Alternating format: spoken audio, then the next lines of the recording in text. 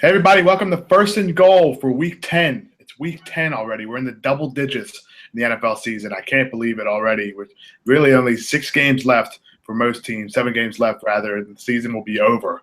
It's gonna be a crazy finish to this season. But welcome back to First and Goal. As always, every Tuesday, Adam and I are going to talk about our favorite plays of this week. We're going to talk about some stuff that happened last week.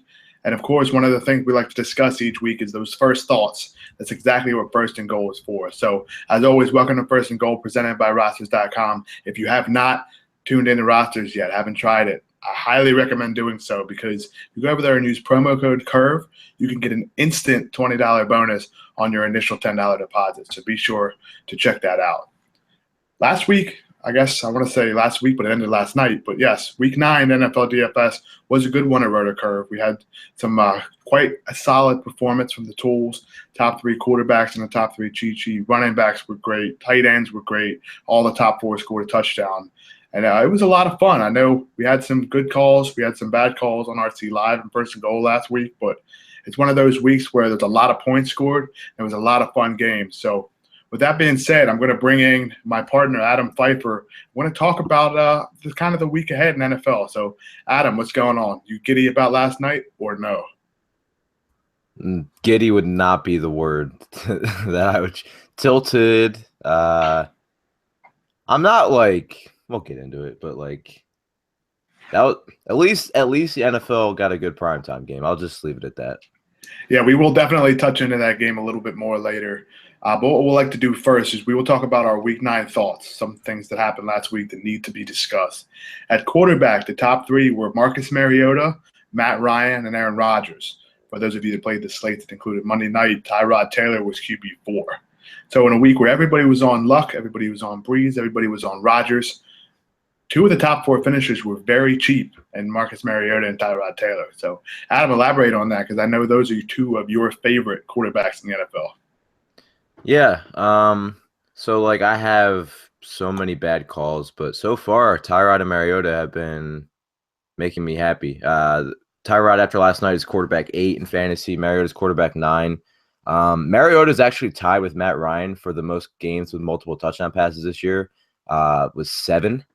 So I know he's got a lot of good matchups, but we've seen quarterbacks who we think are better than Mariota bust in these matchups. So again, it's with Mariota, it's with the playmakers overall have been better. Rashard Matthews has been good. Obviously Delaney Walker's still there. The running game's been huge, and then he's running more, which is the main reason I was all over him in the offseason. So that's been fun.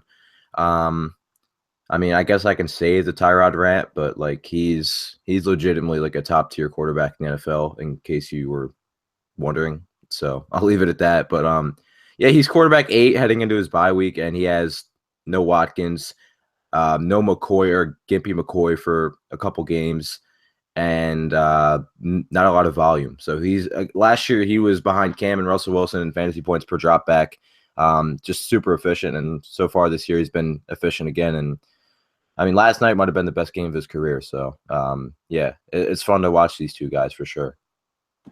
Without question. Now, moving on to running backs from last week, everybody knew that somebody was going to go nuts against the Niners. Tim Hightower scored a touchdown. He had a decent game. But Mark Ingram, oh my, that long touchdown, he ended up with 2 scores. He looks like Mark Ingram again. And honestly, after watching his NFL career and pro career, I've never seen him run away from anybody like he did in that long touchdown. Yeah, right? That was crazy. Doesn't really count, though, because it's against the Niners. So take away. Yeah, I mean, we could even go for 100, but I mean, it's still worth fantasy points. So. No, it counts. They're just so bad. David Johnson should be $12,000 on. He should be whatever Russell Westbrook is on DraftKings. He should be the same price as Russell Westbrook this week. He has to be. Yeah, it was. I mean, Tim Hightower got to start after all that talk about giving them a split workload. Both guys got a lot of work. Ingram, it was good to see Ingram get some short yardage work. Still not a guaranteed short yardage guy, and I think Hightower's still going to be involved. But you look at this next matchup against Denver, not a bad matchup anymore. Denver's legitimately bad against the run right now. So yeah, we'll see what people do with Mark Ingram. The other 2 backs that were top 3 finishers were Melvin Gordon, who at this point, you know what? It's just the volume has been there, and he's starting to break some runs. He's getting the catches. So it's one of these guys I just don't think we can just look at that yard per carry anymore and go, he's going to bust, because he hasn't done it in a long time.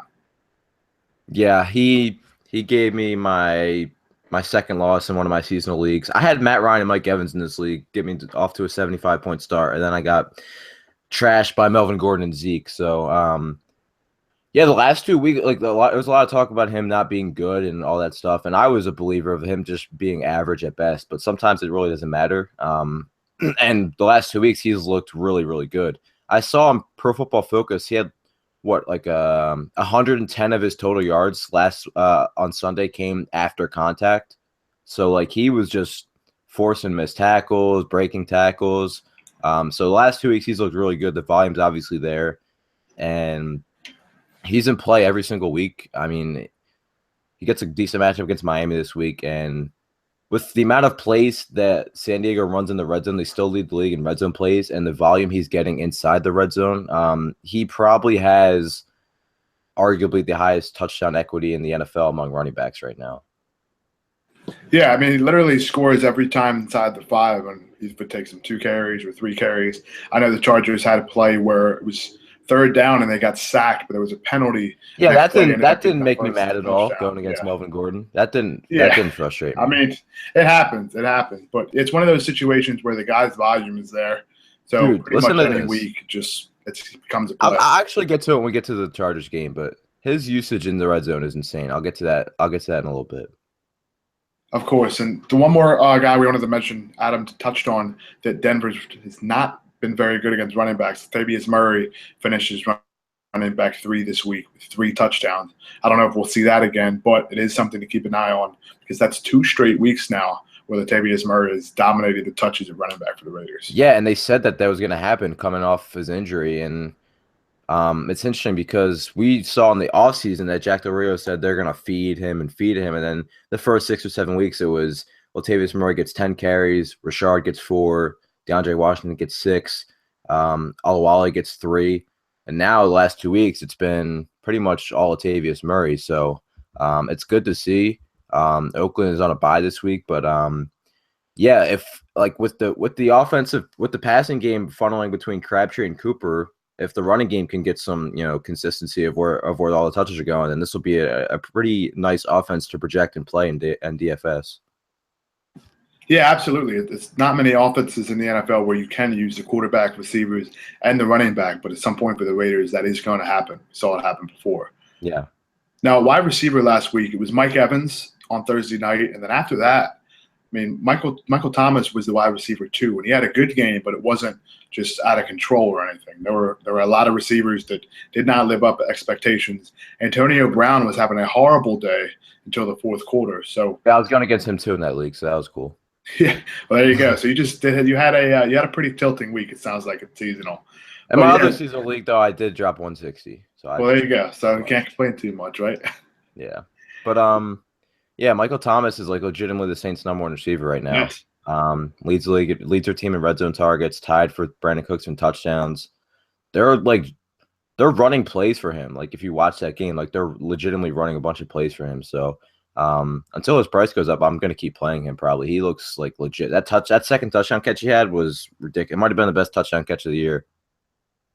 Yeah, very excellent catch. I mean, it was one of those where it looked like it was completely just an incomplete pass as the corner made a nice play, batted it away, but he just somehow regained focus and ended up landed on his backside, which ended up with 6 points. And like you said, they draw up plays for him. That first touchdown was a designed back shoulder throw to him. And when it's perfectly thrown, that play is unstoppable. So in the red zone inside the 5, you're getting looks like that. That's definitely something to keep an eye on for DFS because he still leads that team in catches right now too.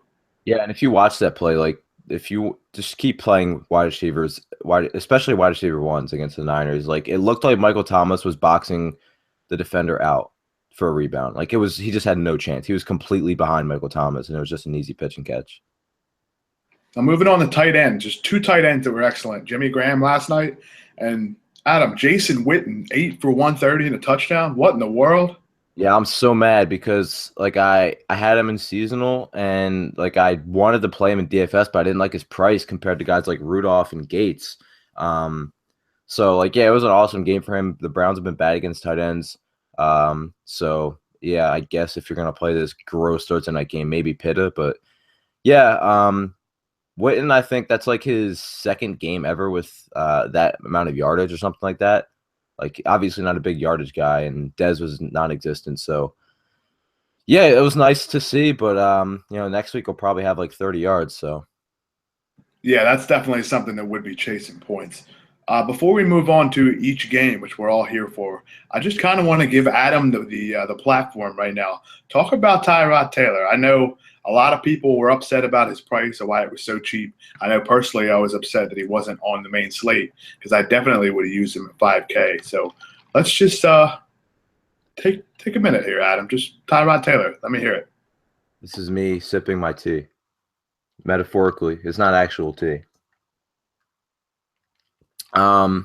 Yeah, you don't respect him. You don't respect him. He's 5K on DraftKings, and he's quarterback 8 in fantasy, and he's throwing to a bunch of nobodies. And he just had the best game of his career in Seattle and got robbed because the NFL is stupid. No, like, I never blame the refs, but last night was a joke. But no, Tyrod, like, I'm legitimately excited because Buffalo has a quarterback of the future. So, I mean, I don't really need to talk about him anymore. That's all I do on Twitter. If I was voting right now, I'd vote him for president, honestly. I'm really interested to see what his price is going to be after the bye, though. Because if it's like 5,200, 5,300, then DraftKings just legitimately hates the guy. So we'll see. Yeah, I hope it's that low again because I can't wait to play them again. It's an insane floor every single week. He gives you 18 every single week.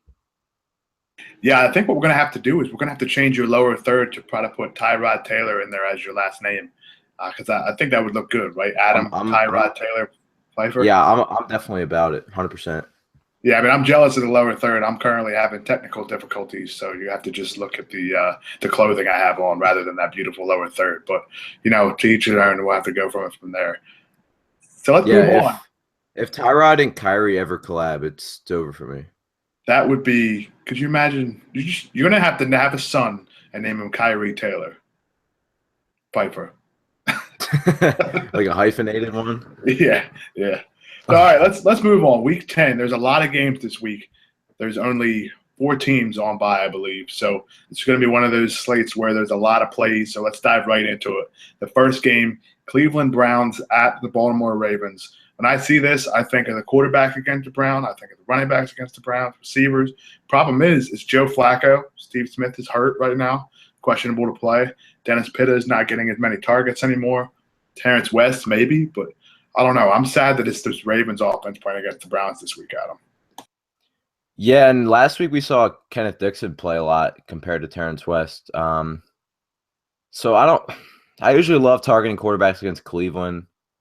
Dak went off against him last week, and now it's 21 of the last 24 quarterbacks have been 2 touchdowns or more against him. But, like, I don't know, dude, Flacco just has no upside. He's been really, really inefficient. I saw that you were tweeting out, I think in the beginning of the week last week, how inefficient he's been in terms of fantasy points per dropback. And, like, on a Thursday slate, I'm not gonna play a Thursday slate for a guy who's been that inefficient, has had good matchups before and busted. So I'm probably not playing anybody from this game, honestly. It's pretty gross. I'm surprised Baltimore's favored by 10 at home. Like, Baltimore is not that good. Like, I know Cleveland's 0-8, but, like, I think this game is, like, we talk about gross Thursday night games. This might be the grossest of the year. So, I would like Pitt in this spot, but he's, like you said, he's been kind of trending downward.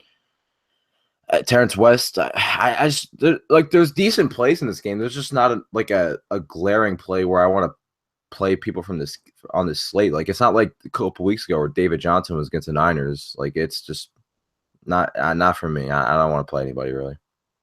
The only people in this game that I think I would target would be Steve Smith if he's healthy, and maybe Corey Coleman because the price is still low right now. 5,100 on DraftKings, 5,700 on FanDuel. Yeah, and he played like on rosters too. So yeah, and he played like 90% of the snaps his first game back from injury and saw 7 targets. And you may not think 7 targets is a lot, but when Cleveland ran like 40 plays on offense because Dallas has dominated possession, 7 targets is a lot for 40 plays. So Coleman's a guy you got to keep an eye on because what I like doing a lot in DFS and seasonal for that matter is just buying low on players. And right now, Corey Coleman, like, If he has a bad game on Thursday night, next week, I'm going to be looking at him because I like buying low on super talented players.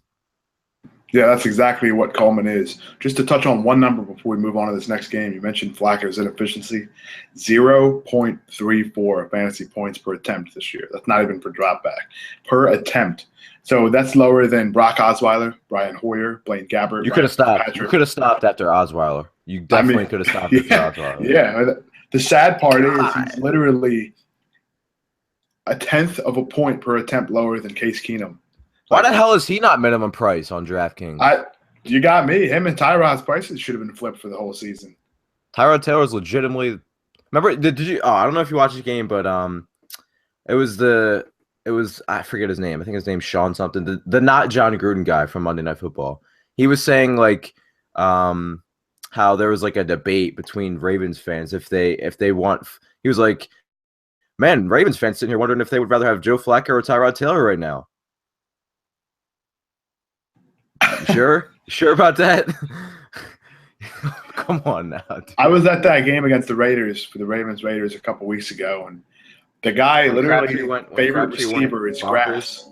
He likes to throw to grass. I mean, that's what it is. Yeah, I mean, it's a bold strategy, God. Yeah, it doesn't pay off. Not for the Ravens, not for you in DFS. 0.34 fantasy points per attempt is not brutal. Good. So let's move on to that next game. Brock Osweiler's game, actually. Funny we talk about that. The Houston Texans at the Jacksonville Jaguars. I mean, Adam, Osweiler against Bortles could be really, really bad football. Yeah. So Houston's run defense has been something we can target, but I don't want to play any of the Jacksonville running backs. Bortles is garbage. Allen Robinson finally did something last week, but he could have had like 150 and 2, man. If you watch that game, Bortles missed him. Like Allen Robinson was roasting the Chiefs. He had like 3-4 yards of separation on almost every play, and Bortles either overthrew him or threw it into the ground, and Allen Robinson had to dive for it. But I don't really like him in this spot. Houston's been really, really stingy against receivers, and we know Bortles is terrible. Even on the road, I kind of like Houston's defense in this spot. Lamar Miller off a bye should have healed that shoulder more. Jacksonville's been okay against the run. They're not giving up a lot of yards, but other than last week, they have given up a rushing touchdown in every single game. So I guess I don't hate Lamar Miller, but yeah, I don't really love anybody in this spot either. Like Hopkins against probably Prince Amukamara or Jalen Ramsey. Either way, I think they've been throwing Ramsey on opposing number one receivers. So that's not really a good matchup. Like Ramsey got torched by Alshon a couple weeks ago and should have had a couple touchdowns, but other than that, he's been really, really good. So with Osweiler throwing passes, I don't really like Hopkins in this spot. So again, not a lot that I love in this game either. Yeah, I'm with you. I think the one thing in this game you could target maybe would be Bortles and DFS just because of the garbage time points. But every week the guy just looks bad. I mean, I know sometimes he finishes with a lot of stats because of those garbage time numbers, but at some point he's going to be facing a defense that doesn't just play prevent and doesn't allow him to do so. And like you said, Houston's defense has been stingy against receivers, which means that they can succeed against quarterbacks as well. So I'm with you. For this game, I'm out on everyone except for Lamar Miller in tournaments because with all the other running back options this week, he's going to be very low owned. Yeah, and I always like playing Lamar Miller in tournaments because David Johnson's going to be 60% owned. Zeke's going to be 25% owned, maybe. Le'Veon's there. Gordon's going to be highly owned after last week. So, I like Lamar Miller in tournaments. His price is only 6,400. So, you're getting, assuming he's like close to full strength or is full strength, you're getting 25 touches at that price. Absolutely. Moving on to this next game here. This game should be a lot of fun to watch, but I'm not quite sure about the DFS prospects. It's the Kansas City Chiefs at the Carolina Panthers. First things first, I wanted to look at Cam Newton, but with other quarterbacks at a higher price and better matchups, maybe that would be the way to go, maybe with Newton in tournaments only. But I do like Jonathan Stewart in this game, believe it or not. I think this is a game that Carolina could try to pound the ball a lot. And with Stewart being the guy, he looked good last week. Didn't necessarily put together the stat line, but he did look good. So I think this is an opportunity to play him at a low price and get between 15 and 20 carries there. Yeah, he's under 5K. Obviously prefer him on FanDuel. Not going to catch passes. Dude, Cam Newton's only 6,800 on DraftKings. And I know he's been pretty bad the last 2 weeks in terms of fantasy production, but I That's play what I'm him. considering there, actually. Dude, like I play Odell Beckham in tournaments every single week, and I've been starting to do that with Cam. Because not that it really matters the quarterback in terms of ownership that much, but like he's gonna have that game where he throws for 250 and 2 and runs for 40 and potentially 2. Like it's gonna happen. Might not happen this week, but I want to be on it when it happens. So I'll probably keep playing Cam when he's in decent spots. And Kansas City's defense is solid, but they're much better at home, and they're on the road in this spot. So I'll probably throw Cam in tournament lineups again here. And again, the offensive line last week has been a problem for Carolina. The Rams got after him, but I'll pull up the numbers real quick on RotoCurve on the premium tools. But the Chiefs have just not been getting after the quarterback. I think they're going to get Justin Houston back though, which obviously would be a nice boost for them. Yeah, while you're bringing that up, I wanted to touch on a little bit why Stewart, I think, could be in play. Like you said, the Chiefs' defense has been good against a lot of positions in fantasy, but they're right in the middle of the pack against running backs. They've only allowed 3 rushing touchdowns to opposing backs. They've allowed 4 passing touchdowns, or receiving touchdowns, rather, to opposing running backs. So I think the correction on the ground could be coming. They face a lot of running backs that don't necessarily score touchdowns in the red zone based on how their particular games have gone. And the Chiefs have actually been winning a lot this year.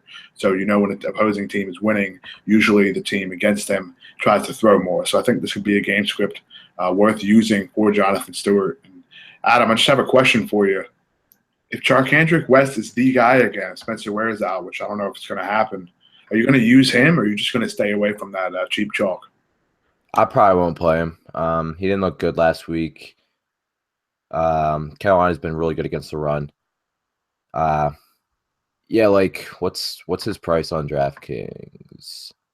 He's 5,200. Todd Gurley's 5,300. That's ridiculous. Never would have thought that. Yeah, I won't play him. I'd rather play Stewart in the same game at 4,900 at lower ownership. Rather play Sproles down there, other guys. I'd definitely rather play those other guys. For the Chiefs, though, Justin Houston will be activated from the PUP, but right now it's unclear if he'll be active for this game. So if he can't go, you have the Chiefs, who they've been better in terms of sacks. They had a couple sacks, but still 20th in sacks per game on the season. They're not getting a lot of pressure. So that could be good for Cam Newton, obviously. So 6,800, I like him in tournaments a lot. Yeah, I just don't think this game, like you said, like the first 2 is something that anybody really wants to dig into too much. But the next game I have here, Denver at the New Orleans Saints, a lot of people will think don't play New Orleans at all because of Denver. But Denver's rush defense has not been very good. And if Aqib Talib is out again, Michael Thomas is probably going to have a good matchup. Yeah, Talib is going to be out until through week 11. They want to give him the bye week, so he's going to be. I think Michael Thomas is definitely in play again. Definitely. Yeah, I'm interested to see what Chris Harris is going to do, because the Saints move all the receivers around. Sneak plays in the slot, Cooks plays in the slot, Thomas plays in the slot. I would think that they would actually try to get Harris on Thomas, but it's not going to be easy with the way the Saints move their receivers around. So this is an interesting spot, because you have obviously the Saints at home are an offensive juggernaut. Denver, though, they haven't allowed a quarterback. They've allowed less than 210 passing yards in 8 of their 9 games this season. So that's a large sample too. I mean, they're not giving up a lot of passing yardage, and they're allowing just over 12 fantasy points per game to quarterbacks. It's easily the lowest in the league. That's a large enough sample, I think, for NFL when you think about it. Yeah, 8. The only time it was over 210 was Philip Rivers, who was 260, and he threw 3 picks. So they're so good against the pass. People are gonna probably play Breeze in tournaments because he's at home. But he got the Denver bump. If you want to get the Saints bump on offense, the Denver defense bump is the opposite. It bumps your price down. So he's 6,900 right now. Whereas he was if there wasn't against Denver, he'd probably be right there with Aaron Rodgers in terms of price. So that's kind of interesting. It's only Tuesday, so I have to dig into more. But like, I don't really know how I feel about Breeze right now. Like, I really don't like playing anybody in the passing game, especially quarterbacks against Denver. But they are in New Orleans. The Saints offense is very high powered. So I don't know. How do you feel about Breeze in the passing game here? Right now, I don't think I'm going to use him just because of the situation with Aaron Rodgers against Tennessee for $700 more. You're looking at Matt Ryan against Philly for only $400 more. But, I mean, the more we dig in, the more we see. Maybe we'll see some reports on who's going to cover who. It could be interesting because Breeze is going to throw over 40 times. It's going to happen. So the matchup is tough, and I don't know if I want to say this is a contrarian play because there is a way to be contrarian without being stupid, and starting quarterbacks against Denver have proven to be that this season. So I'm just not quite sure I can do that. But what about the quarterback on the other side? You're going to be able to use Simeon against this woeful pass defense?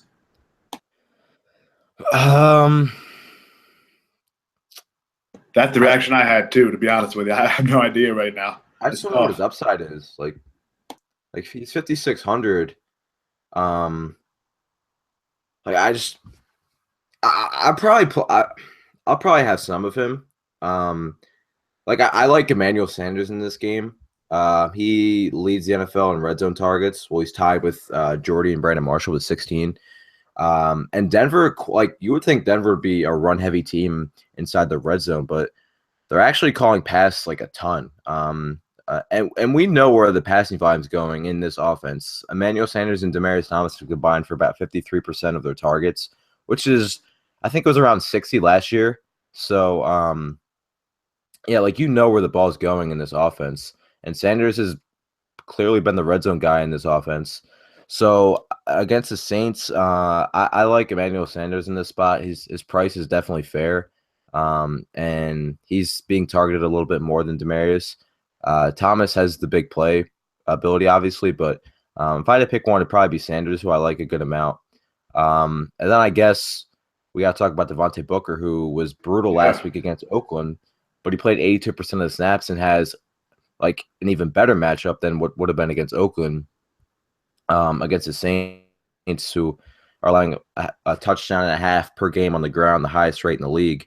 And yeah, like he played 82% of the snaps too, and people are going to be off him a little bit maybe because of, when he was the chalk a couple weeks ago, he had a fine game, but he didn't go. I think we may have lost Adam there. I can't see. Actually, are you back yet, Adam? Are you back? Yeah, my computer just started freezing. Did you hear anything I just said? Yeah, we heard you. It just looked like it's actually your shocked face right now is what I see. It's weird. But, yeah, while you figure that out, I just wanted to touch a little bit on that game. If Devontae Booker is the guy that starts again, he has that great matchup. But there was, as Adam was alluding to, there was some reports that's saying that Capri Bibbs could be the guy there. So that's interesting. I don't think that's necessarily going to be the case because Booker hasn't played horribly. It's not one of those situations where a guy has just really been supplanted or Wally pipped, I guess you could say, like Jordan Howard did to Jeremy Langford. So it's one of those situations where I really don't think that you have to worry too much about Bibbs. So if Devontae Booker starts and he's going to get the bulk of the carries, he has one of the best matchups on the whole slate. Yeah, can you hear me? Yep, we can hear you. We can't see you, but by now we can hear you, so your voice is worth using. All right, yeah, my computer's being weird, but yeah, I think Booker is interesting. I don't know if you heard anything I said, but the Saints are allowing a league-leading touchdown and a half on the ground per game. So, yeah, like people are going to be off him a little bit because of the let down a little bit the last couple weeks. But as long as he's the guy, he played 82% of the snaps last week, I'll be in. Yeah, I think I want to move on real quick to this next game because it's going to be very interesting to see two teams that aren't necessarily sure about their quarterbacks. We know LA and the Jets is this next game, and the Rams, Case Keenum, they've announced he's going to start, but a lot of people are pushing for Jared Goff to play. I'm not quite sure why he hasn't given a shot yet. Usually if quarterbacks as a rookie, first-round picks, or overall picks at this point haven't played, it means they're just going to sit for a whole season. But he's set up as the backup. He's always padded up every single game. So at some point it's going to come. Now, for this game, in terms of DFS perspectives, I can't look at Gurley because he's been horrible this year and inefficient. Maybe it's not his fault. Maybe it's the Lions' fault. Either way, looking at the other side, maybe the Jets with Brandon Marshall. Matt Forte doesn't have a great matchup against the Rams, but if they do get up big, Adam mentioned some stats last week where Matt Forte succeeds greatly in games where there's a high spread. So I think that could be a way to take a look at that. Adam, what do you think about this game? All right, looks like we lost Adam for a second. He should be back. But, yeah, looking at this game real quick in a deeper spec of things, at New York, a lot of times Ryan Fitzpatrick succeeds more so at home. And I think that would be a way to consider him because against a team like LA, they have some smaller corners. Adam and I talked last week about Josh Hill lining up against Kelvin Benjamin. Very, very small corner and a big receiver in Kelvin Benjamin. Happened a few times last week, and that's exactly what we saw with success for Kelvin Benjamin. So if Brandon Marshall sees him there, I think that's definitely worth doing. It looks like we got Adam back. You here? Yeah, my computer pretty much just did exactly what the refs did last night and just failed. Well, it's weird because while you were gone, while your computer crashed, we talked about Ryan Fitzpatrick against Case Keenum, so I don't think that's a coincidence there. That's the game we're on. You want to give your thoughts on that real quick? Yeah, so first of all, sorry about that. It happens. I mean, technology, I don't know how to use computers sometimes anyway. So. Yeah, so this game has like a 39.5-point total. There's not anybody I like. I probably would have liked Marshall if Tremaine Johnson was out. We wanted to pick on Troy Hill last week, and Benjamin had a fine game because he saw some of Troy Hill. But I guess the only person I would even consider playing is Forte if you think this game's going to be close, which it probably should be. He's been so good in games that the Jets have either won or have lost by like less than 5 points. So, but it's not a great matchup. So I'd be shocked if I had any exposure to this game. Unless some glaring value opens up and Forte's out or something like that. Yeah, this, like you were saying, that 39 over-under is one of the lowest we've seen, if not the lowest all season long. So I'm with you. I touched on Marshall a little bit if he gets that matchup against Hill, but like you said, Tremaine Johnson should be playing. Yeah, and when my computer froze, I was trying to pull up the red zone numbers for the Broncos when we were talking about the game because I was talking about how I alluded to how they're actually calling pass a lot in the red zone. They're calling pass 56 times and they're called rush 48 times. That 56 is the 5th highest in the league. So like they're calling pass when they're calling run. Yeah, it's one of those opposite narratives that people like to think of. They think, Simeon doesn't throw too much. They have Booker, they had C.J. Anderson. But like you said, they're throwing the ball a lot in that red zone. And they have red zone target guys like Emmanuel Sanders, who actually is among the league's leaders. And Demaryius Thomas is a red zone threat for sure. Mm-hmm. The next game I wanted to talk about here is going to be one of the most highly targeted games in DFS, I think. The Atlanta Falcons at the Philadelphia Eagles. Now, Adam, I'm just going to bring up this one stat real quick because this is my favorite stat of the whole week already, and it's only noon on a Tuesday. Darren Sproles against the Falcons. You want to know why? The Falcons have allowed 71 catches to opposing running backs in 9 games. That's a ton. 547 yards. We know what Sproles can do. We know the Eagles have a hard time running between the tackles. So this is one of those games that, I always love to talk about good pass catching backs against good pass rushers. Atlanta doesn't necessarily have that, but considering the Eagles can't run the ball and Sproles is going to be the lead back, Doug Peterson finally admitted it. This could be one of those games where a guy catches 8 to 10 passes. That's exactly who I want in PPR formats. Yeah, the last 2 years you could target all-purpose backs against Atlanta. So far this season, they're allowing 7.9 receptions per game to running backs. Only the Chargers have allowed more. Running backs are being targeted out of the backfield 9.5 times per game, the highest in the league. And running backs are hauling in or posting 60.8 receiving yards per game. That's the highest in the league. So Sproles should be in a really good spot here in an offense that does not take shots on the field. They run a lot of wheel routes and screens for him. And obviously, you get the added bonus of returns. He almost ran one back last week. He just stepped out of bounds. I would have been sitting very pretty if that held. But 4,300, I'm going to have a lot of Darren Sproles this week in a game that should feature a pretty high total. I think it's 50 right now. I really like Darren Sproles dominating the snaps the last couple weeks. The only thing that's annoying is Ryan Matthews comes in for 8 snaps and scores from 4 yards out every single week. But yeah, Sproles I think is really, really solid this week. I also like Jordan Matthews in this spot. I liked him last week. Didn't didn't score, but he played fine. He had a nice PPR game, and you won't see any of Desmond Trufant. He'll be in the slot, and Trufant actually got hurt on Thursday night, so I'll have to see on him anyway. But he'll probably see Brian Poole, who has been getting roasted in the slot at the nickel corner this year. So I think this is a game where the Eagles are going to have to keep up, and I think Jordan Matthews out of the slot can have a good game against Poole. They're going to need somebody to catch passes, so I like Matthews. He's also pretty cheap and gives you a solid PPR floor, I think, in this spot. Yeah, absolutely. The Falcons are currently giving up the most fantasy points to opposing wide receivers per the RotoCurve wide receiver fantasy points allowed. They're giving up 43.27 fantasy point or PPR points to receivers and 35.49 half point PPR for those who play on FanDuel. So that is a lot. And you know Jordan Matthews is not going to see Desmond Trufant. So that volume's coming from somewhere, coming from the slot, as Adam alluded to. So Matthews is definitely in a great spot. And of course, Julio Jones. What else do we have to say about this guy? First of all, you gotta give you some dabs for the Giants call. We talked about it a little bit. We talked about it a little bit last week, where we were kind of expecting this Eagles defense to just give up big passing numbers because their corners couldn't last, and did it happen last week? I mean, Leotis McKelvin actually just got burnt for another touchdown while I'm talking. It's like every week their corners just run into each other. Yeah, Jalen Watkins played safety for 4 plays in the first 2 drives. Twice he ran into Leotis McKelvin. One was a touchdown. And McKelvin, I think, got credited or discredited, I guess you could say, for 3 touchdowns allowed in coverage in the first half. So not a good day for him. Yeah, Julio always does this. He goes off one night, and then the next week he goes for like 40 yards in another solid spot. But there's no way that these guys, the Eagles, can cover Julio.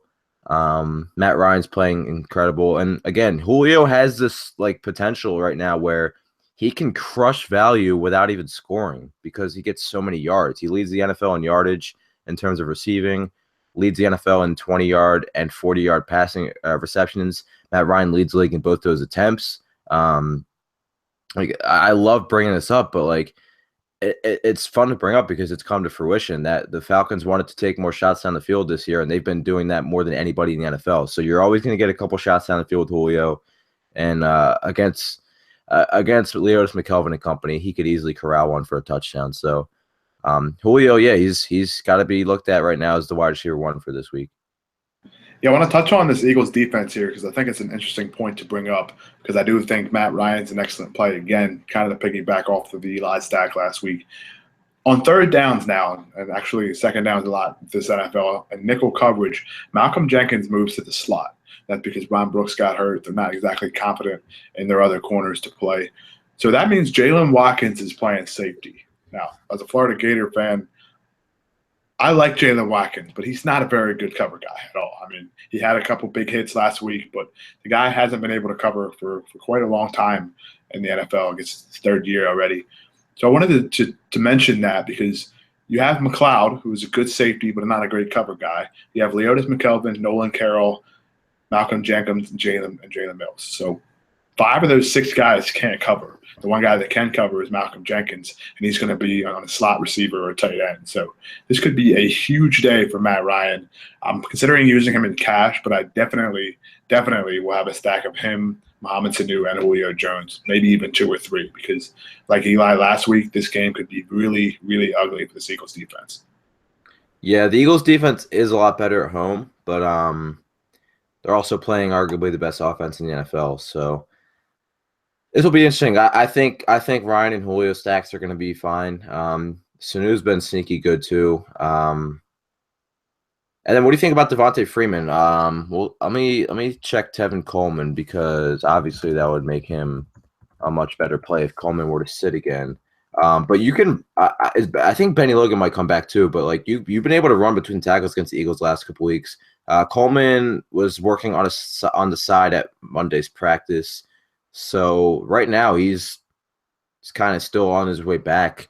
It's obviously still early, but yeah. What do you think about Freeman in this spot? Because He didn't score last week, but he looks just as good as last year, if not better. Just isn't getting the same volume.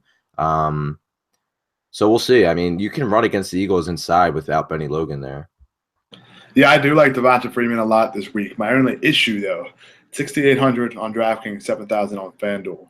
Jay Ajayi is just 200 more against the San Diego Chargers. Yeah. We have to use David Johnson pretty much everywhere.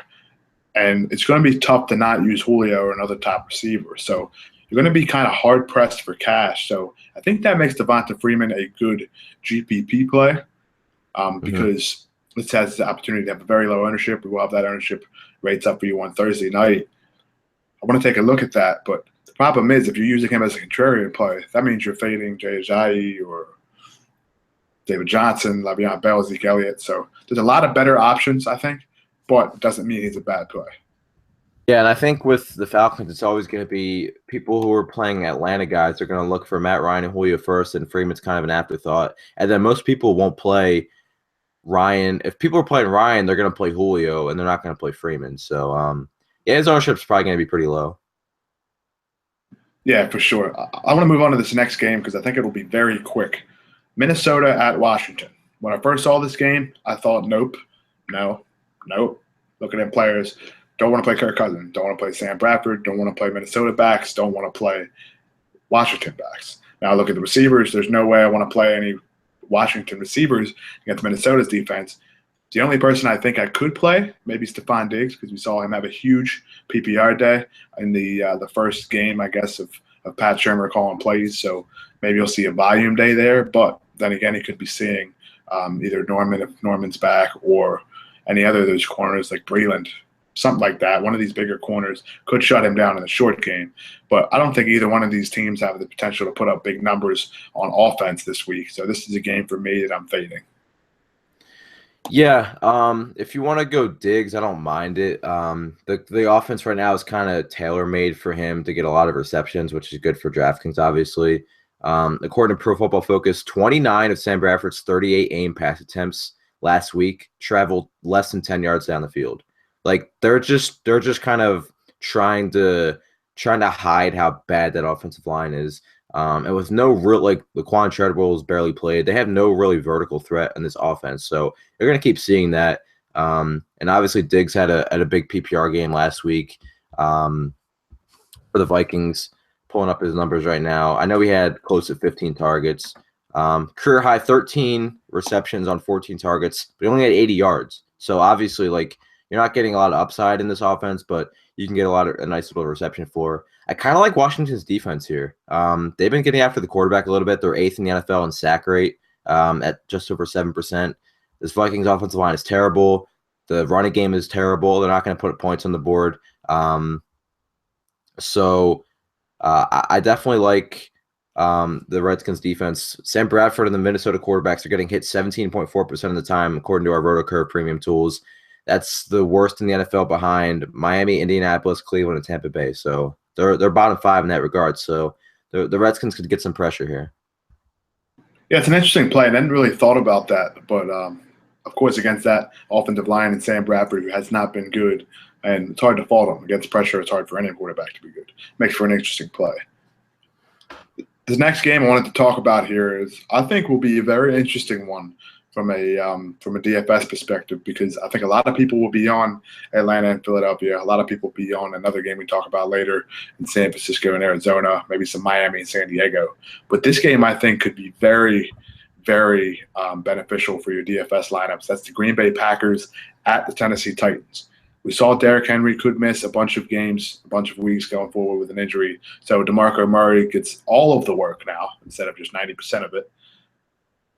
Another running back in this game, I think, could be the value play. Every single week, there is a value player to a running back. If James Starks is back this week, I'm going to use him everywhere because they are dying for a back to use other than Ty Montgomery, who was limited last week for snaps, because they're still monitoring his issue with the sickle cell trait. So I hope he's okay. But either way, if Starks is back, that's the guy I'm going to use at 4,200. Yeah, so the Packers, they're going to see if they can get him this week. I'm not as excited on James Starks as you are, just because Like, I don't think he's like a hero for this rushing game. Like, I don't think he comes in and all of a sudden Green Bay goes back to a balanced or more run-oriented offense. So, per usual, Rodgers is a great play. Tennessee's a pass funnel where they funnel a lot of the stuff to the passing game, and this is a Green Bay offense that just doesn't and can't run the football.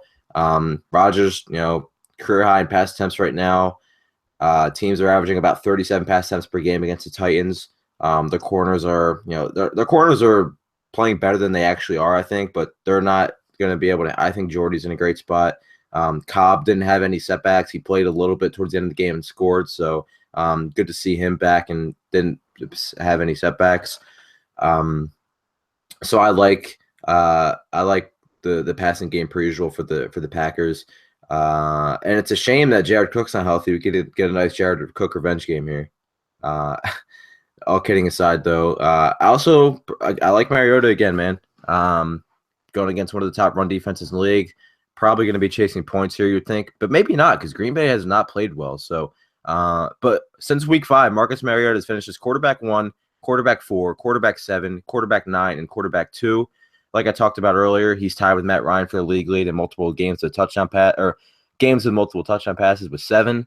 And not being talked about enough, but the Titans' offensive line has been so good this year. He's being hit on 9% of his dropbacks, which is 5th best in the league. They're also creating, along with Buffalo and Atlanta, they're right up there in terms of yards created before contact. So, like, even that helps a guy like Mariota, who's running a lot more, going to be around 5 rushing attempts. So, yeah, I'm interested in Mariota again. I mean, why wouldn't I be? I've been interested in him all year. What is his price? Yeah, he's still only 5,700, and like I said, he's been a top 10 quarterback every week since week 5 with a couple top 3 performances in there. So, and we know the Green Bay secondary is banged up, so I have no problem with Mariota again. Yeah, and it's interesting because if you saw that game on Sunday, it's almost like he made himself have garbage time. He threw a touchdown pass. Yeah, that's the one thing he does. He needs touchdown, pick 6, and then threw a touchdown. It was a crazy thing to watch. I guess you can, if you want to play a defense against Tennessee every week too, because Mariota does give up a lot of. Not only does he give up the ball, like I feel like half the times he turns the ball over, it goes the other way for 6. Yeah, you had the Minnesota game. You had twice last week. It's probably another one I can't remember, but Green Bay, I mean, they can get after the quarterback. So, yeah, he had 2 against Minnesota, I think, the fumble and the interception earlier. So like you said, when he does turn the ball over, it could be going for 6. I wouldn't, I guess, suggest that as a play because it's completely reverse correlation. But it is interesting that it has happened. I think that's enough for that game because there's a lot of good plays in that. But moving on to the next game we have here, the Chicago Bears at the Tampa Bay Buccaneers. For me, I love this game. I think Jameis Winston's in play. Obviously, Mike Evans is in play as one of the top receivers, if not the top receiver other than Julio Jones this week. I like the on the other side as well. I like Jordan Howard because he looks like he regained the number 1 spot for the Bears. So for me, it's Winston, it's Howard, it's Mike Evans. Maybe even a little bit of Alshon Jeffrey, Adam. Is that a fan of yours this week?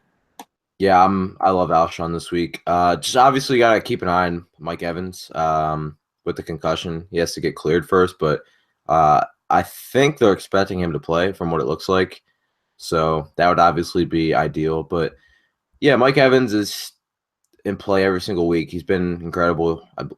He's the wide receiver 1 in fantasy right now, and he's already had a bye. So 103 targets already. Those 103 targets are good for 33% of the team targets. It's easily the highest number of any receiver in the NFL. Crazy market share. Yeah, like you pay for that. You pay up for elite players with market share. $9,000 is the highest he's been all year, I believe, but Chicago is not going to be able to stop him. You know the ball is going to him. Winston practices at a knee brace on Monday, so he's probably going to be good to go. So it's a good sign for Evans. Yeah, you play Mike Evans. He's great. But then again, I love Alshon in this game. 6,600. Jay Cutler's back, which is good news. Scored his first touchdown of the week. Of course, it was against Minnesota on Monday night 2 weeks ago. And I talk about wide receiver 1s against the Niners a lot, but opposing wide receiver 1s against Tampa Bay have been almost just as profitable. You saw Julio in 2 meetings against Tampa Bay go for 8, 111, and 1, and then 4 for 68 and 1. Larry Fitzgerald went for 577 and 1. Emmanuel Sanders went for 888 and 1. And if you consider Demaryius Thomas their wide receiver 1, he went for 90 and a touchdown. Amari Cooper had a career game against him for 12, 173 and 1. So their corners, if you watched that Oakland game a few weeks back, they cannot cover and they cannot tackle. So Alshon, who is 12th in the NFL in yards per catch at 16.2, is going against the Tampa Bay defense that allows the most yards per completion at 12.7, 2.2 passing touchdowns per game. It's 30th in the NFL. And only the Raiders have allowed more 20 and 40-yard passing plays in Tampa Bay. Alshon, 6,600. Cutler's going to look for him a lot. Just sets up for a really good spot for Alshon at pretty low ownership because he's never really highly owned. So Alshon's probably one of my favorite plays of the entire slate, which means fade him because he'll probably do nothing. I mean, I'm all on board with Alshon again, just like you said, because like you said, all those wide receiver ones. He's so good. Like, he's going to have that 115 and 2 game soon. Yeah, it's going to happen. That's what I was just going to say. Good. The wide receiver ones have been so good against him. You mentioned all those stats. You know the targets are going to be there. He's a big play guy. It's just make for one of those opportunities where at under 10% owned, he could go for that 7 for 115 and a touchdown or 2. Yeah. What do you think about Jordan Howard now? I guess we got to talk about him. I like him. I think that he's the guy in that backfield. I think we saw that because of the last game for the Bears. He's by far the most talented guy they have. I don't think there's any argument there. And it looks like he kind of take that by storm because 200 yards against the Vikings defense is not easy to do, regardless of how your line plays. Yeah, unless you're Golden Tate, who just doesn't get tackled. That's one thing. He almost did a front flip for 200 yards at the end of that overtime game. Yeah. He's Howard 6K on DraftKings, a fair price for him. Tampa Bay's better against the run, but they've been bad as of late against the run. So, I think Howard, I think Alshon are both in play. And if you want to get cute, I mean, Cutler's super cheap.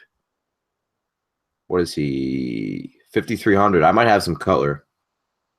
Well, yeah, you figure if you think Alshon could have 2 touchdowns, if Cutler gets 2 touchdowns, he's worth the price right away. Yeah, and Zach Miller's played well. If I like Alshon as much as I do this week, which is a lot, I think I'm going to have some interest in Cutler too. And if you're going to want to pay up for David Johnson and company, there's cheap quarterbacks to look at with, you can't get minimum price Tyrod this week because he's on a bye, but you have Cutler, you have Tannehill, you have Wentz. Wentz we didn't really talk about, but Atlanta's been terrible against the pass.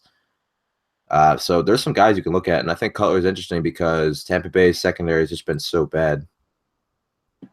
Yeah, just recapping this game real quick, looking at the ratings of the cheat sheets on Verticurve right now. We have Cutler and Winston both in the top 8 at quarterback. And at running back, you have Jordan Howard at number 6 right now in that game. And 2 of the top 6 receivers are Alshon Jeffrey and Mike Evans. So this is one of those games where there's a lot of value in. So be sure to have at least one piece of this. And I think a full game stack in tournaments would be very, very interesting for this game this week. Yeah, I think the first lineup I make after we get off this is going to have both receivers from this game. Yeah, it's as long as Evans is okay. I don't think a lot of people are going to play Evans and Julio this week, so that could make Mike Evans quite a lower owned play than he should be. I don't want to say he's going to be low owned, but he's going to be lower than he should be. There's no doubt. This next game here is Miami at San Diego, and I think the guy we should play in this game is Bo Jackson, right? I mean, he wears number 27 and goes by Jay, but the 2 best running backs in NFL history are going at it right now. Yeah, that's what it looks like. Yeah, so I tweeted something yesterday that got a lot of buzz, but it's pretty interesting. So over the last 3 games, Jay has 529 yards and 4 touchdowns. Todd Gurley all season long has 451 yards and 3 touchdowns. Unbelievable. Ajayi's 6th in the NFL in rushing yards this season. He's 17th in carries. The dude has been ridiculous. And the usage the last 3 weeks, 26 touches, 29 touches, 27 touches. Obviously has gone for 200 yards in 2 of the last 3. Went for 111 against the Jets, 4.5 yards per carry. Keeps breaking tackles. That's like the most impressive thing. He forced 10 missed tackles against Buffalo the other week. I didn't check the numbers, but I believe it was a lot last week. He is like just making guys miss left and right. And the Chargers give it up to all-purpose backs as well. Their linebackers are suspect. They're right there. Them and Atlanta are the worst defenses in the NFL in terms of linebackers and receptions and total scrimmage yards to opposing running backs. So Ajayi, who's getting fed the football right now, this will be the best spot he's been in all year, and he's been playing out of his mind. And this has been the best spot. Like, he hasn't even had elite spots, and he's been incredible. So 7,000, I think, is kind of cheap for him with the way he's been playing lately. So I'm definitely going to have Ajayi. Melvin Gordon at 7,100. They're both absolutely great plays. I alluded to the red zone usage for Melvin Gordon. So the Chargers lead the NFL in red zone plays this season at 179. The next closest is New Orleans at 158. Melvin Gordon has 46 carries inside the 20-yard line. The next closest is LeGarrette Blount with 30. 30. He's 16 off. He has 9 touchdowns inside the 20s, handling 83% of their red zone usage. He leads the league in carries from inside the 10. He leads leagues in carries inside the 5. He literally leads the NFL in every single statistical red zone carry attempt. That means he has 100%. Think about it. He has 100% of their carries from inside the 5 and 92% of their carries inside the 10. Those are both the highest numbers in the league. The 100% number inside the 5 is tied with DeMarco Murray. So, again, the touchdown equity for him is huge. He's probably going to lead the league in touchdowns if he stays healthy. And if you hate him, you love him. You know, I don't love Melvin Gordon, but like you can't argue that he's going to lead the NFL in touchdowns if he stays healthy. Yeah, no question. Just some stats on this game that I have. The Chargers have allowed 11 rushing touchdowns to opposing backs and 2 through the air. So, like you said, they do allow a lot of yards all-purpose to backs, and considering they've allowed 11 rushing touchdowns in 9 games too, just gives Ajayi the benefit of the doubt. And in addition, with Melvin Gordon, the Dolphins have only given up 3 rushing touchdowns, but they're giving up almost 110 yards per game on the ground to opposing backs. You know that rushing touchdown allows is going to correct itself because Melvin Gordon definitely can score.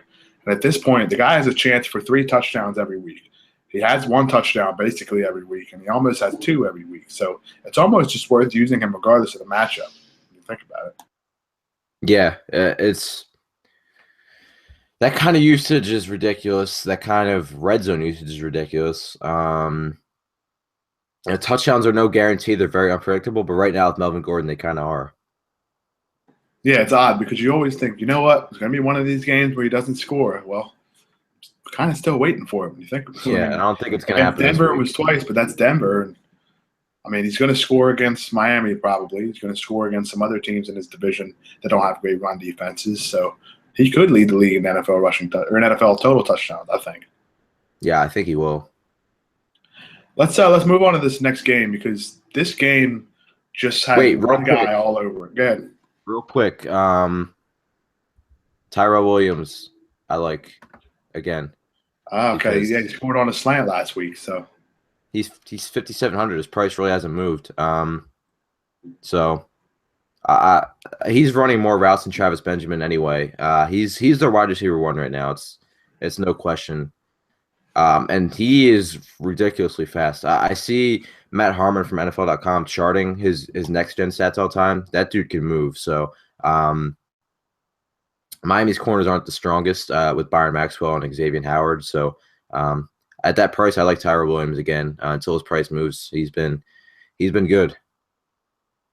Yeah, absolutely. He's one of those guys that goes under owned, and that's why his price stays the same based on most pricing algorithms. Also, if you want to get into narrative street, Adam Gase said yesterday that they need to get Jarvis Landry the ball more. He only had 3 catches last week, so if you're in a narrative, he's 7,200. Not the greatest price tag for him, but obviously you want to play him on DraftKings over FanDuel, and if you're into that, narrative, it's not a terrible matchup for him. Yeah, I can't. He bothered me against the Jets so much. Yeah, I thought he was a great player played him regardless too. of. Yeah, it's just I thought he had a chance for 8 or 9 catches, and I mean this Miami offense. We talked about it in the beginning of the season. There was an offense that we thought was not going to be able to run the football, and we're going to abandon it. And then Ajayi broke out, and now with their offensive line playing like a top 3 unit that nobody's talking about, but their offensive line has been incredible now that they're all healthy and kind of gelled. They're a run first team right now, so that's kind of taken away from Landry a little bit. Yeah, for sure. This next game here, Adam, is David Johnson. San Francisco at the Arizona Cardinals. I don't think there has been a better play. Make it rain. Like Adam just did right there, just making money fly everywhere. It was like $3, man, but he's gonna get you more than $3 this week, I hope. I don't think that I can remember in DFS there being a better player in a better spot ever. I mean, David Johnson against the San Francisco 49ers, probably the most elite spot we've seen anybody, because the Niners give it up to any running back, no matter who it is. David Johnson is probably the best back in the NFL right now, arguably, with Le'Veon Bell. So this is one of those matchups where you just plug him in and deal with the cap issues you may have later. I don't even think he's overpriced, to be honest with you. Yeah, so his last game against Carolina, he had 10 carries for 24 yards, and he still scored 18 DraftKings points because he had 7 catches for 84 yards, which continued the streak of 100 scrimmage yards. I believe it's at 11 now, or 11 or 12. The Niners have allowed a 100-yard rusher in 7 straight games, an NFL record.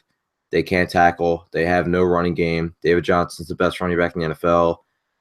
He's going to shred. He's going to absolutely shred. And if you're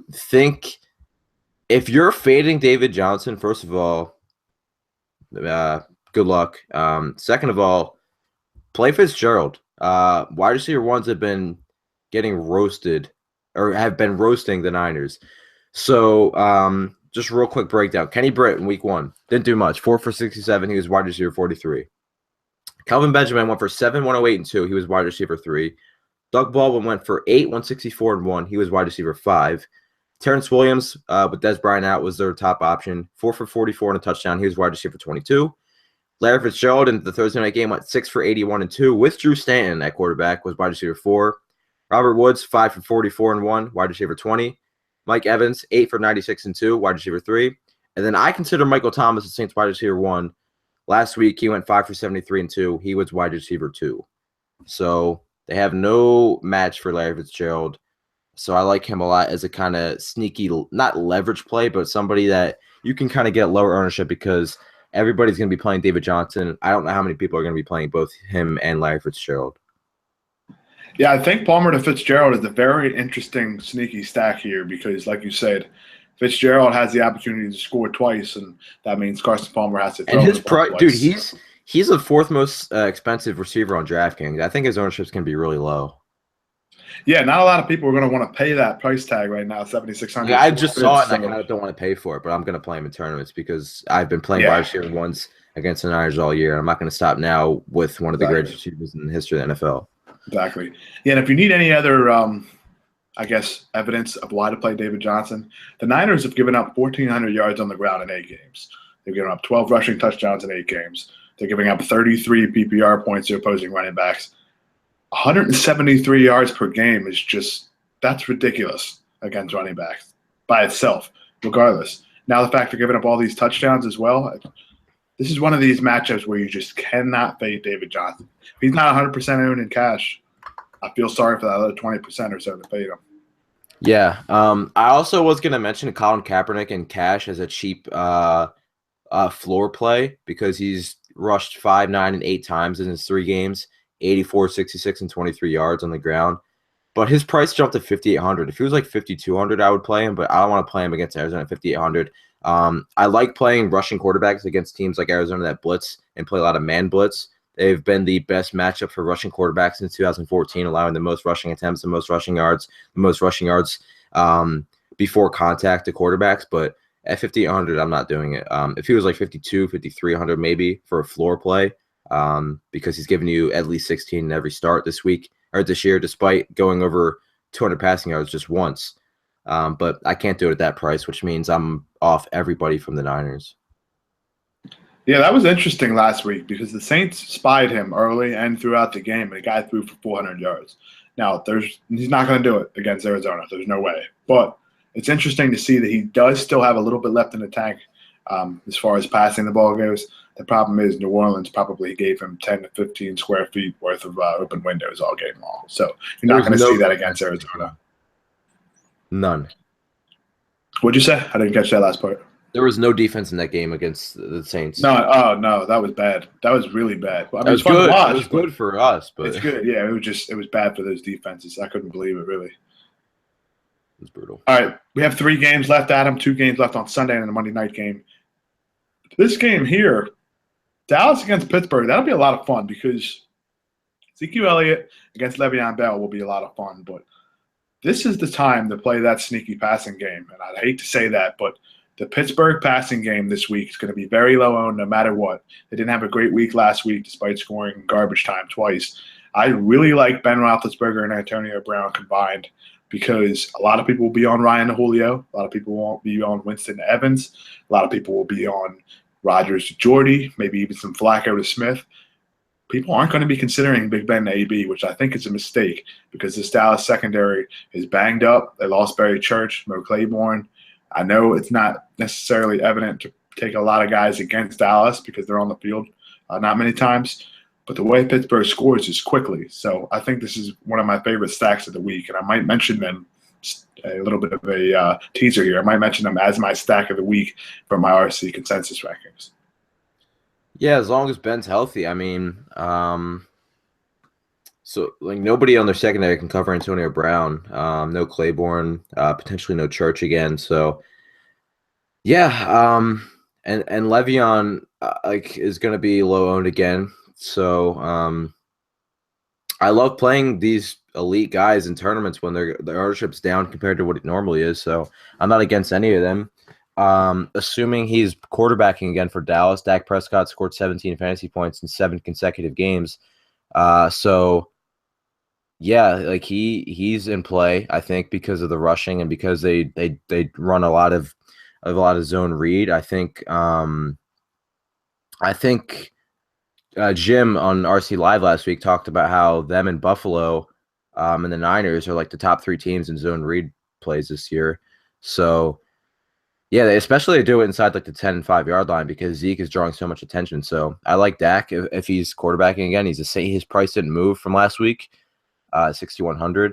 Then obviously Zeke is just doing ridiculous things right now. The Pittsburgh run defense has not been the same without Cameron Hayward there and Shazier there. So yeah, you can play him pretty much the rest of the season if you want. That I probably won't play Dez. Big letdown last week, and I don't like playing or paying up for receivers who don't see. I mean, I guess you're not really paying up. He's only 7K, but like his volume is not going to be a Julio or an Evans or an Antonio Brown or even a Jordy. So probably not my favorite play for Dez Bryant. Yeah, I'm not going to pay for him at all because Alshon is 6,600. DeAndre Hopkins is Alshon's a way better play than Dez. So close. It's one of those situations where guys around his price is just not worth playing him over because, like you said, he's not going to get 15 targets anymore the way this offense goes. He might not even get 10 targets. So the way I'm looking at this game, until Dez is about 61, 6,200, I don't think he's an incredible upside play. And it's sad because the guy's very talented and should be over 8,000. But the way this offense works is just not necessarily in the cards. I was just looking at tight end just to see Witten's price, but I remember I looked at somebody we didn't talk about. I kind of like Zach Ertz in that Eagles game real quick because Doug Peterson talked about how they wanted to get him going more, and they clearly did. He had 8 catches for 97 yards and 8 targets.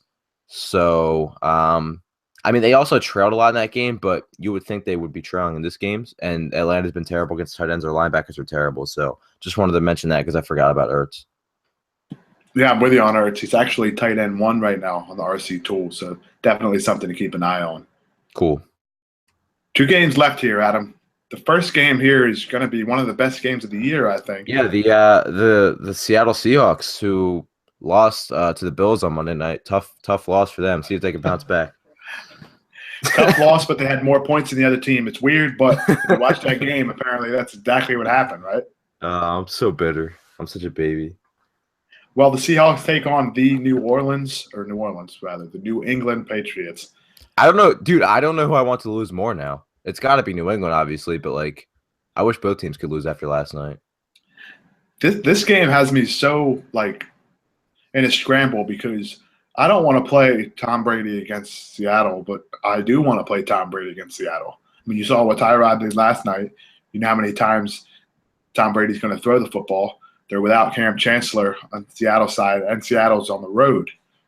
So maybe Tom Brady is a low-owned play, but I can't really see Tom Brady being low-owned because he's Tom Brady. So this will be an interesting game to look at as far as an ownership percentage goes. Because on Thursday, if we see Brady and Gronk being low-owned, I'm going to be on them. There's no doubt. Yeah, like if you watched the game last night without Chancellor in there and without Bennett, like the middle of the field was wide open for Buffalo to attack. So, and we've seen the Patriots in games where they don't think they're gonna be able to run the ball, just abandon it. They do it against Buffalo all the time. We saw Seattle do it against Buffalo last night.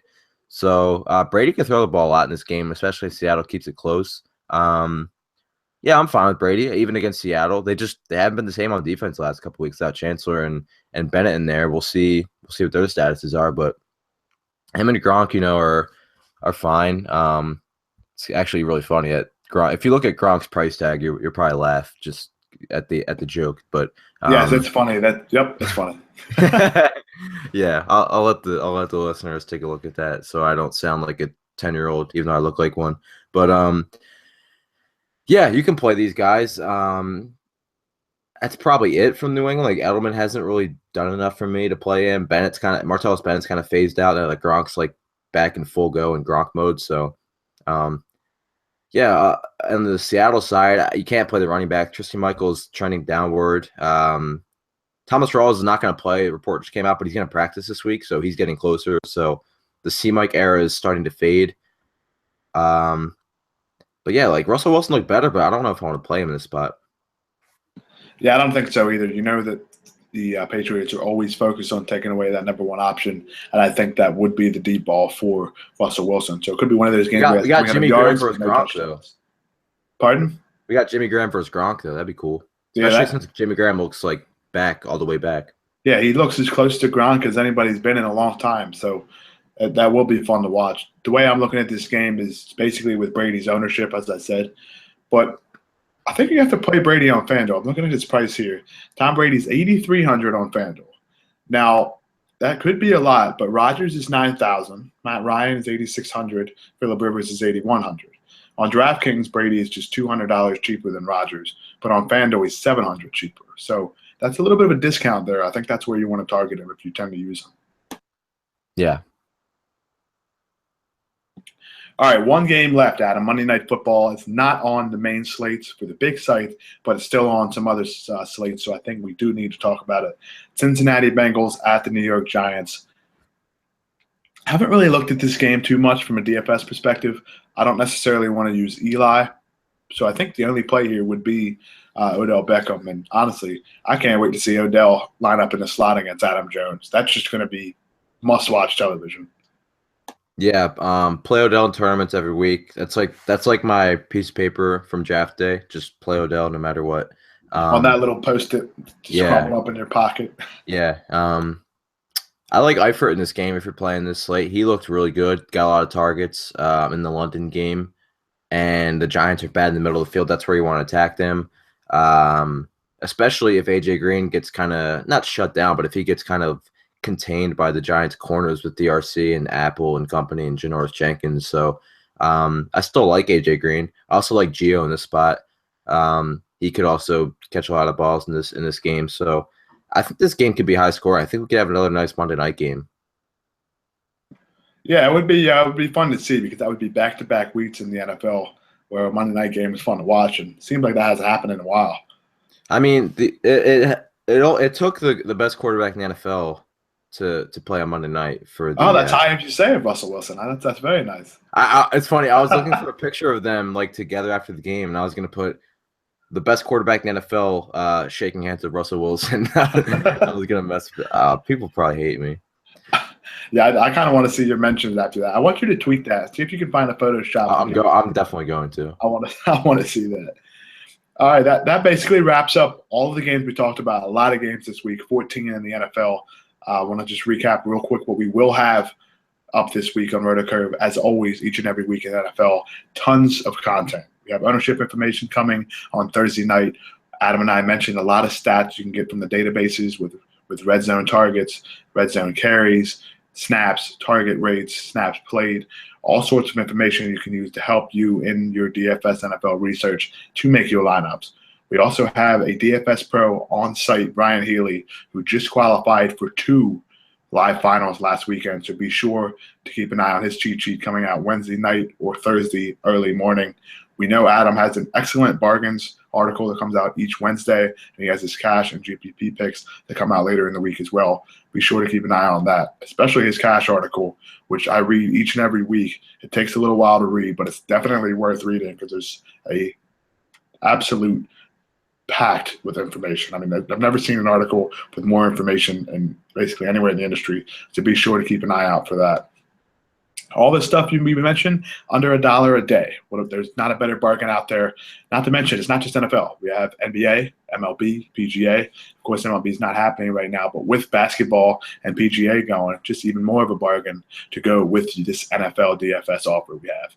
If you haven't been to rotocurve.com yet, each week for week 10, we have a week 10 trial. If you've never signed up yet on RotoCurve, haven't been over there, but you want to try it, you get that week 10 trial that will be available Wednesday night or Thursday morning. So be sure to check that out.